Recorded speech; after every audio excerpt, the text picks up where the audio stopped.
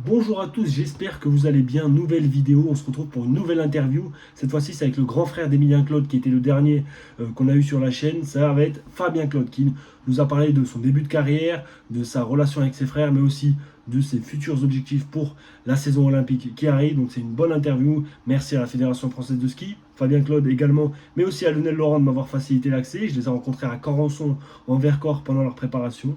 Donc je vous souhaite une superbe vidéo. N'hésitez pas à liker, vous abonner, commenter pour ne pas manquer les futures interviews dont Thomas Guigona, Quentin Fillon-Maillet et Emilia Jacquelin qui arriveront. Et voilà, je vous souhaite une bonne vidéo. Bonjour Fabien, déjà comment ça va? On te retrouve après cette saison, la reprise, le repos, c'était bien? Ouais, Comment ça va? ça s'est super bien passé. J'ai fait un gros break au mois d'avril. Je crois que j'ai fait quasiment 25 jours sans sport. Donc voilà, là, moi c'est surtout un break mental que j'ai besoin. Après, même si je fais pas de sport à proprement dit, en tout cas à pas lancer la montre pour la tête et tout ça, bah, je suis tout le temps actif, des fois trop, il faudrait que je trouve un peu plus de calme. Mais j'en profite en avril pour faire plein d'activités voilà, qui sont hyper cool, que j'aime bien, type plongée, snorkeling, aller nager, etc. Donc du paddle, donc voilà, j'ai même du tennis. Donc ouais, j'en profite vraiment. Après, bah, bien sûr que je suis tout le temps actif. Mais bah, la prépa a bien repris, je me sens déjà très bien. Ok. Et, euh, et voilà. Est-ce que, on va faire la même question Ouais. que j'ai posée à ton frère, tu peux te présenter en 3 mots, uniquement 3 mots, pour un public qui ne te connaîtrait pas. Comment tu te décrirais en 3 mots? C'est un petit exercice assez compliqué, mais... Euh, Travailleur, déconneur Ok. et, euh, et kiffeur. Tu fais partie de cette fratrie Claude. Le biathlon, comme j'ai posé à Emilien, le biathlon il arrive par mimétisme de ton grand frère Florent, ou alors c'est toi, tu te mets une fois dans le biathlon et tu te lances dans ce sport-là. Non, on a touché à beaucoup de sports quand on était jeune, surtout avec Florent. Emilien a un peu plus suivi les voies, on va dire. Mais quand Florent faisait un sport, je faisais un sport. Quand il arrêtait un sport, je l'arrêtais. Et finalement, notre mère était dans le milieu du nordique. C'est aussi là où il y avait le plus de débouchés, on va dire, pour pouvoir en vivre. Ok. Parce que, par exemple, comme Florent, lui, avait le choix entre aller en pôle espoir ski ou en pôle espoir moto au niveau du trial. Ok. Et voilà, il y avait, je crois, un Français à l'époque qui en vivait, alors qu'en biathlon, bah, ça en vivait déjà avec des contrats armés, des contrats à douane. Donc, ouais, non, ça s'est fait petit à petit. Et ensuite, on allait dans la voie la plus, on va dire, facile et la plus ouverte pour nous. Ouais. Quand tu es jeune, tu arrives dans ces équipes de France junior en IBU Cup et aussi en A.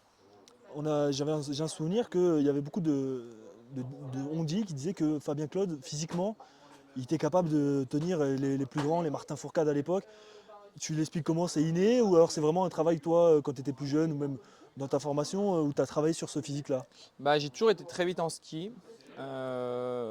Forcément, aujourd'hui, bah, quand on est au top niveau, bah, ça se lisse. Je vois que bah, y a aussi des coéquipiers qui vont plus vite sur des courses, etc. Mais toutes mes années minimes, cadets, je crois qu'à jusqu'à cadet, j'avais jamais perdu une course. Ok. Donc voilà, c'était vraiment le physique, c'était vraiment mon point fort. Mon point faible c'était le tir, ça l'est toujours d'ailleurs. J'ai toujours une belle marge de progression à ce niveau-là. Et ouais, quand je suis arrivé sur la Coupe du Monde, assez jeune, en l'hiver 17. 2015, 2016 je crois, 2016. 2016, janvier 2016. Et j'avais déjà des temps ski pour aller claquer tout devant, mais j'y arrivais pas avec le tir.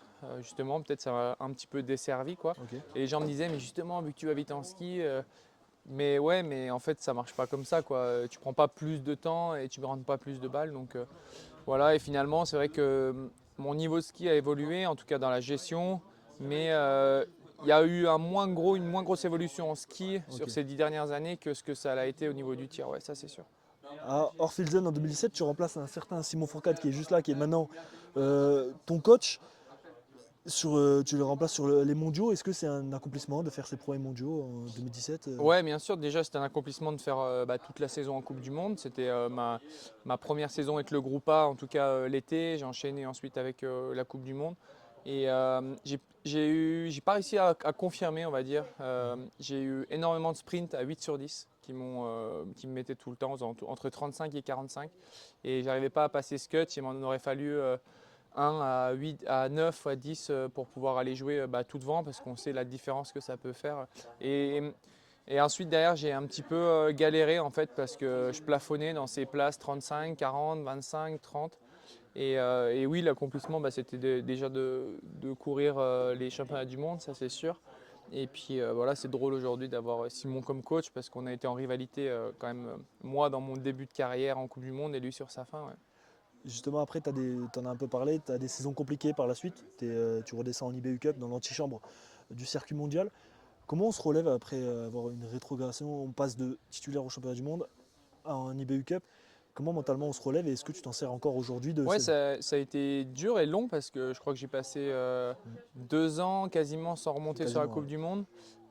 Ou alors j'ai fait une apparition sur la dernière, etc. Ouais, Mais mais ça a c'est fait 2 saisons complètes. 2 saisons complètes. Ouais. Il y a eu aussi Emilien et Antonin qui sont passés et qui sont devenus eux titulaires en Coupe du Monde. Donc voilà, je voyais forcément 2017 c'est l'année aussi avant les Jeux. Je vois que je cours aux Mondiaux, je suis 5e, 6e.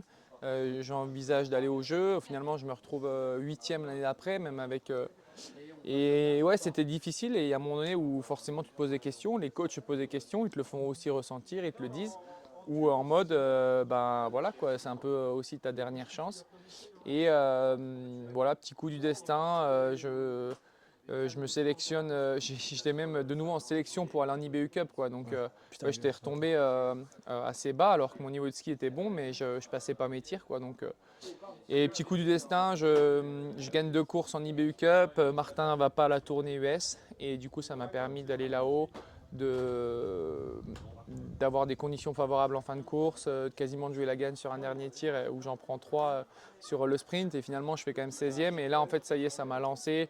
Après il y a aussi l'arrêt de Jean-Guillaume qui a ouvert aussi une place forcément et ensuite ça a un peu plus déroulé. Ouais. Justement, on a senti un Fabien différent quand tu remontes sur cette Coupe du Monde.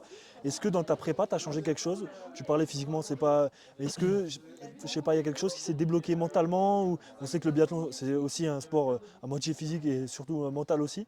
Est-ce que il y a quelque chose qui s'est développé Ouais, déjà il y a eu l'expérience Ok. forcément, 3 ans plus mature, il y a eu un travail mental, il y a eu beaucoup de discussions aussi avec les coachs et le fait qu'ils me faisaient toujours confiance, de voir que finalement ce qui m'a servi et desservi c'est que j'allais toujours vite en ski et donc il y avait beaucoup d'attentes sur moi à un moment donné, mais à la fois ces attentes étaient justifiées parce qu'il en suffisait d'une pour que ça y est quoi, ça remarche.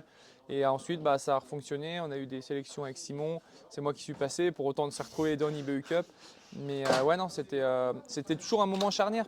Mais encore aujourd'hui, je veux dire, personne n'est à l'abri même si, bien sûr, on envisage tous d'aller jouer une médaille ou un titre olympique une épreuve individuelle. On n'est jamais à l'abri d'avoir un passage à vide et de devoir refaire ses preuves sur le circuit inférieur.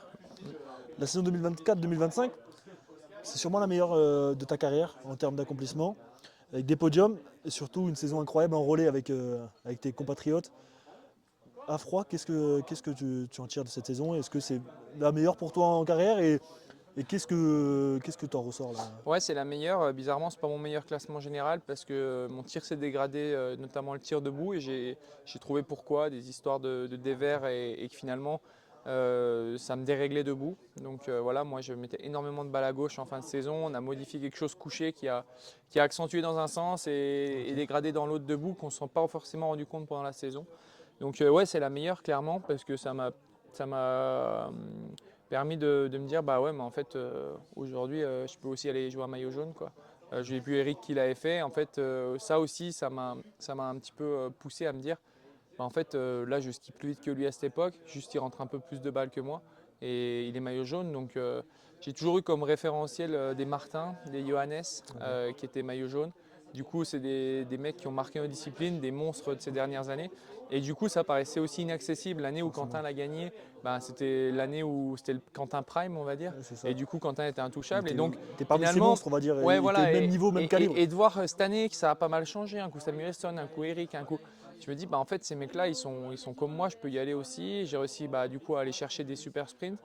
Et ce qui m'a manqué aujourd'hui, c'est des tirs à la confronte, des courses à la confronte où j'ai pu vraiment m'exprimer et garder la tête froide, on va dire.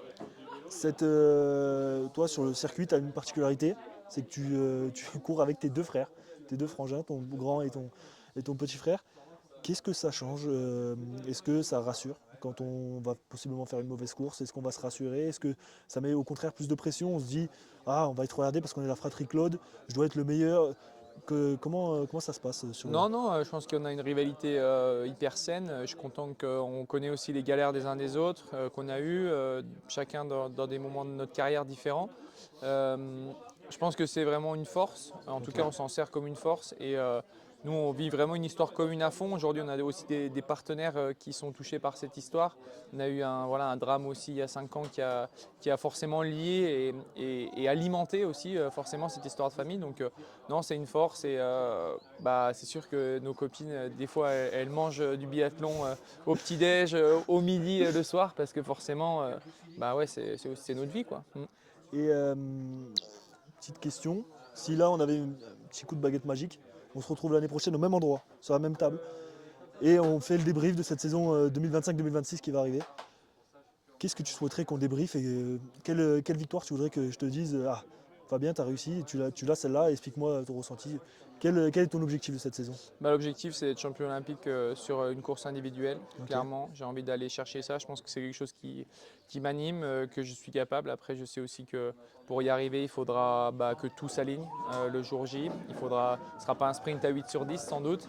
Et voilà, c'est vraiment qu'on débriefe cette course. Et aussi, voilà, j'aimerais bien forcément aller chercher une première victoire en Coupe du Monde, même si à choisir, il n'y a pas à comparer, ouais, c'est clair. Très bien, merci beaucoup. Merci.